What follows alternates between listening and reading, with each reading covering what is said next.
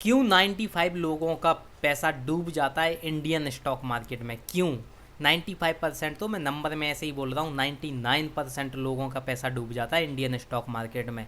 ऐसा क्यों होता है? क्योंकि कई लोग होते हैं कि केवल एक ही चीज़ को फॉलो करते रहते हैं, एक ही पॉइंट को देखेंगे बस, और हज़ारों रुपए अपने लगाएंगे और बाद में 1 रुपये 0 रुपये लेके चले जाएंगे। और ये सारी चीज़ें ज़्यादातर होती है बिगनर्स के साथ, क्योंकि बिगनर्स ही हैं जो सबसे बड़ी मिस्टेक करते हैं स्टॉक मार्केट में। जो बड़े बड़े इन्वेस्टर हैं वो तो अपनी चीज़ें संभाल लेते हैं, लेकिन बिगनर्स क्या है, बिगनर्स ने एक चीज़ देखी यहाँ से, दूसरी देखी वहाँ से, और अपना सारा रुपया डाल दिया स्टॉक मार्केट में, और स्टॉक मार्केट को दान दे के चले गए, क्योंकि इन्हें कुछ मिलना तो है नहीं। जो भी रुपए लगाएंगे ये दान दे के चले गए, और बाद में कहेंगे कि हम सीख रहे हैं। अरे सीख रहे हो तो इतने रुपए लगाए क्यों?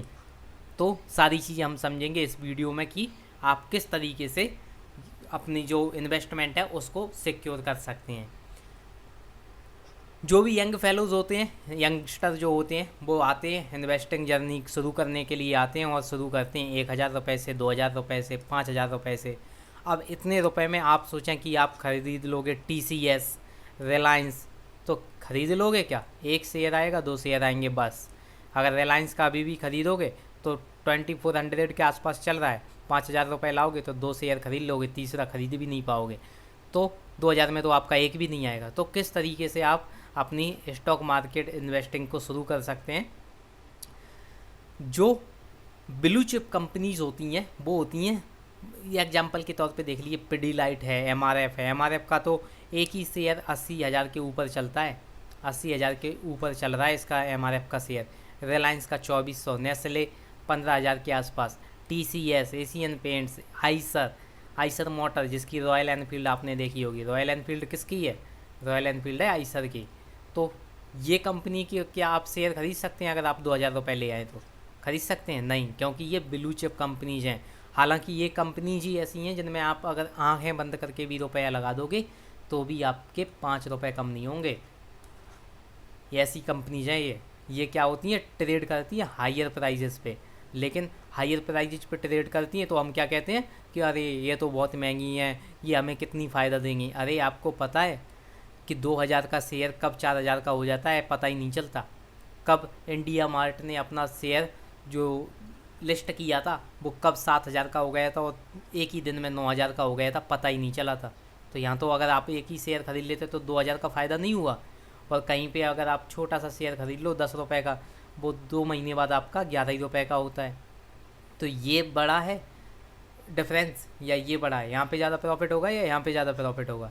रिस्क कहाँ पे कम होगी? यहाँ पे कम होगी या यहाँ पे कम होगी? ब्लू चिप कंपनी में कम होगी या फिर जो लोअर कंपनी जो उनमें कम होगी? तो रिस्क भी देखनी पड़ती है हमें।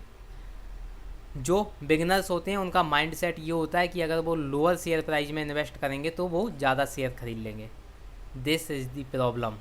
बिगनर्स की जो प्रॉब्लम है, जो मिस्टेक करते हैं, ये सबसे बड़ी मिस्टेक यही होती है, क्योंकि ये जो लोअर शेयर प्राइस है उसके पीछे भागते हैं। कोई शेयर 2 रुपये का है, कोई शेयर 30 पैसे का है, कोई शेयर 10 पैसे का है, इनके पीछे ये भागते हैं, क्योंकि इन्हें चाहिए कि ये 30 पैसे का हम खरीद रहे हैं और बाद में ये 300 रुपये का हो जाए एक साल में। ये 2 रुपये का हमने खरीदा, ये 200 रुपये का हो जाए एक साल में। ये 10 पैसे का खरीदा हमने, ये 200 रुपये का हो जाए एक साल में। होगा क्या ऐसा? अरे अगर ये 10 पैसे का है, ये पॉइंट 10 पैसे का हो गया तो कहाँ जाओगे आप? कितना नुकसान हो गया ये आपका। और ऐसा ब्लू चिप कंपनीज में नहीं होता। अगर आप कहोगे कि रिलायंस का शेयर अभी 2400 चल रहा है और कल आके ये 2,000 हो जाएगा, तो ऐसा नहीं होगा। बहुत बड़ी कंपनी है, 2,000 का भी हो जाएगा तो ये कुछ ही टाइम में ये 3,000 का भी हो जाएगा। तो कंपनीज के शेयर प्राइस पे मत जाया कीजिए कि लोअर शेयर प्राइस है तो हमें ज़्यादा शेयर मिल जाएंगे तो ज़्यादा फ़ायदा होगा, अगर हायर शेयर प्राइस है तो हमें एक ही शेयर मिलेगा या 2 शेयर मिलेंगे तो कम फ़ायदा होगा। अरे ऐसा नहीं होता, रिस्क भी देखनी होती है हमें। अब मैथमेटिकल फैलेसी, जो भी आप इन्वेस्टिंग करते हो वो कुछ नहीं है, वो मैथमेटिकल फैलेसी है। एक एग्जांपल से समझते हैं अच्छे से। मान लीजिए आप 4,000 रुपये लाए, आपने एक ब्लू चिप कंपनी ली, मान लीजिए रिलायंस ली आपने, इसका करंट शेयर प्राइस 2,000 रुपये है और आपने 2 शेयर खरीद लिए। ऐसे ही आपने 4,000 रुपये लाया, दूसरा ये लाए आप और ये लाया आपका दोस्त, नंबर 2 लाया 4,000 रुपये, इसने लोअर शेयर प्राइस खरीदी, इसने खरीदी फिनोलेक्स और इसकी करंट प्राइस है 100 रुपये। इसने खरीद लिए 40 शेयर। 40 शेयर कितने के हो गए? 4000 के हो गए ना 100 के हिसाब से। तो अब एक साल बाद क्या होता है, दोनों कंपनी 10% से ग्रोथ करती हैं। अब 10% से ग्रोथ करेंगी तो यहाँ पे भी आपके 4400 रुपये हो गए, क्योंकि 400 रुपये प्रॉफिट हो गया। 10% कितना होता है 4000 का? 4000 का 10% परसेंट निकालना आता है कि नहीं आता? ये देखिए, तो कितना हो गया? 400 रुपया। अब 400 रुपया हो गया आपका, मतलब एक शेयर का 200 रुपये, तो आपके 400 रुपये प्रॉफिट हो गए। ये हो गया आपका ब्लू चिप कंपनी में, ये आपका हो गया। आपके दोस्त का क्या हुआ? इसका भी अगर 10% बढ़ेगा तो 4000 का 10% कितना हुआ? 400 रुपये। अभी तो चेक किया, तो एक शेयर अगर 100 रुपये का ख़रीदा था तो एक शेयर पे 10 रुपये फ़ायदा हुई। टोटल आपको कितनी हो गई? 400 रुपये। तो दोनों कंपनीज़ में अगर आपको भी 400 रुपये की फ़ायदा हुई, आपके दोस्त को भी 400 रुपये की फ़ायदा हुई। इसमें कोई अंतर आया कि किसी ने कम रुपए का ख़रीदा था, इसने केवल 100 रुपये का ख़रीदा था और तुमने केवल 2000 रुपये का ख़रीदा था? कोई अंतर आया? प्रॉफिट में कोई अंतर आया? नहीं आया। लेकिन रिस्क में अंतर आएगा। रिस्क में अंतर आएगा और बहुत बड़ा आएगा। ये कंपनीज 100 रुपये से लेके 50 रुपये पे भी जा सकती है, लेकिन रिलायंस का शेयर 2000 से जाकर 1000 पे नहीं जाएगा। इतनी कमज़ोर कंपनी नहीं है ये। ब्लू चिप कंपनी ऐसी नहीं होती। जो इंडियन स्टॉक मार्केट में लिस्ट होती हैं, निफ्टी 50 में जो लिस्ट होती हैं, वो कंपनीज ऐसी ही नहीं होती कि बस उन्हें नाम की वजह से डाल दिया। अरे उनका जो आप इनकम देखोगे, जो नेटवर्थ देखोगे, रिलायंस की नेटवर्थ कितनी है आपको पता है? रिलायंस केवल नाम ही ऐसा नहीं है, नाम तो है ही, इसका बिजनेस बहुत बड़ा है। क्या क्या काम करती है ये? फिनोलेक्स क्या करती है? तार बनाती है। अगर ये कंपनी कल डूब जाएगी तो कोई और बिजनेस है क्या इसके पास? रिलायंस के पास एक बिजनेस नहीं है, बहुत सारे बिजनेस हैं।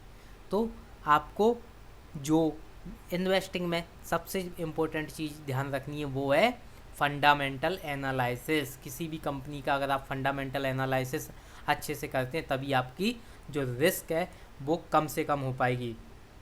अब क्या होता है, आपको सेम रिटर्न मिला दोनों कंपनीज़ में, क्योंकि दोनों सेम पेज से बढ़ी। लेकिन जो कुछ लोग हैं वो कहते हैं कि अगर आपकी कंपनी स्मॉलर कंपनी है तो ये बहुत ज़्यादा फास्टली ग्रो करती है। अरे सुजलॉन को देखा है? जाके देखो सुजलॉन का शेयर कितने पे, ये अभी करंट प्राइस है इसकी, कितनी करंट प्राइस है, ये कभी कितने का था? 5 साल का मैक्सिमम पीरियड ला के देखना है इसका।